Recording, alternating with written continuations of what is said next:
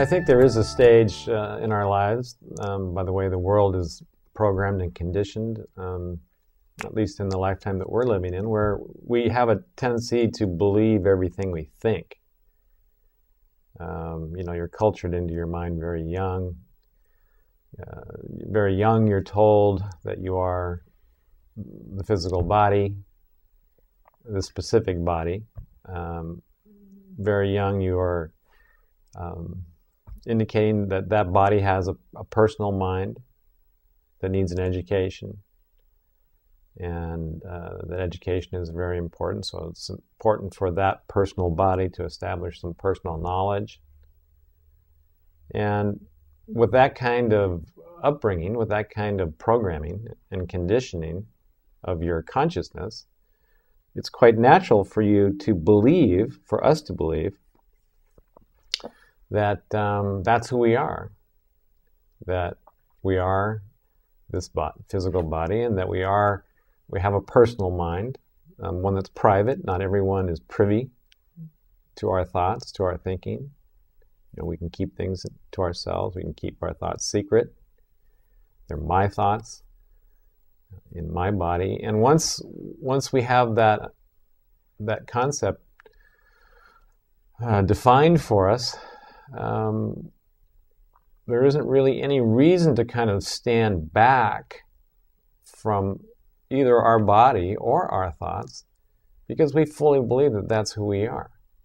So actually standing back would be kind of a doubting mechanism. And until there enters into our life some reason to actually doubt who we are, we don't.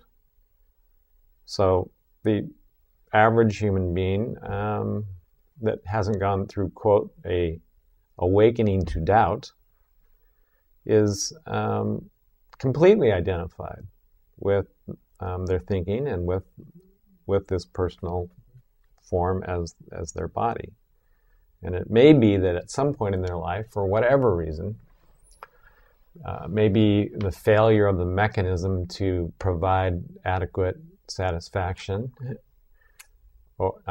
either from success or failure, that for whatever reason, we just start to wonder if this whole pretty picture is really as perfect as we've always thought.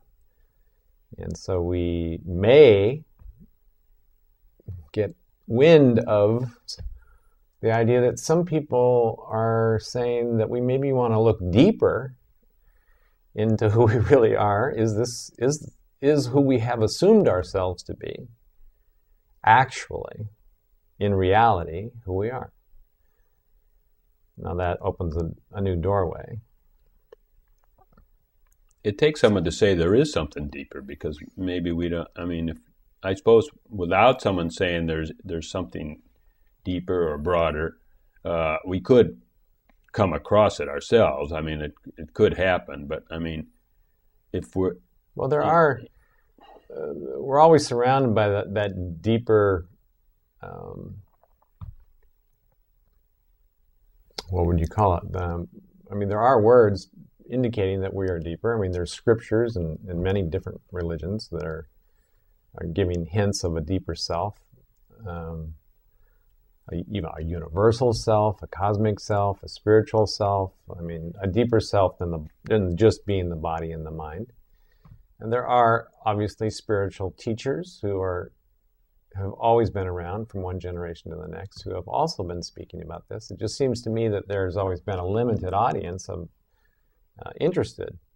That most people, for whatever reason, and I'm not going to speculate what that is, are completely satisfied with the training that you are a specific body and mind, and really nothing more than that. I mean, there might be the concept in your mind that there's some spiritual nature to you, but not actually a direct experience that that's the case.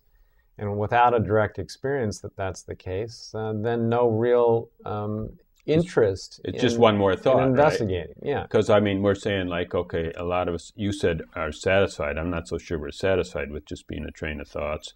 but somehow we're believing that there's nothing much different than that, and that how we can better ourselves is by having better thoughts and manipulating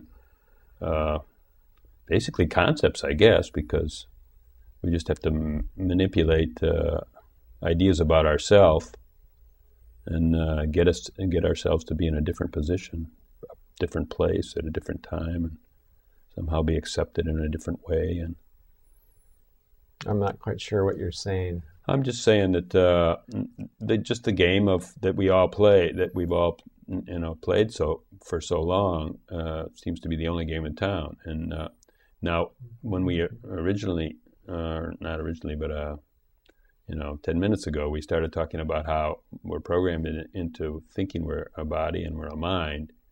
I wonder if we could be programmed into saying, why programmed? We could just be taught something different.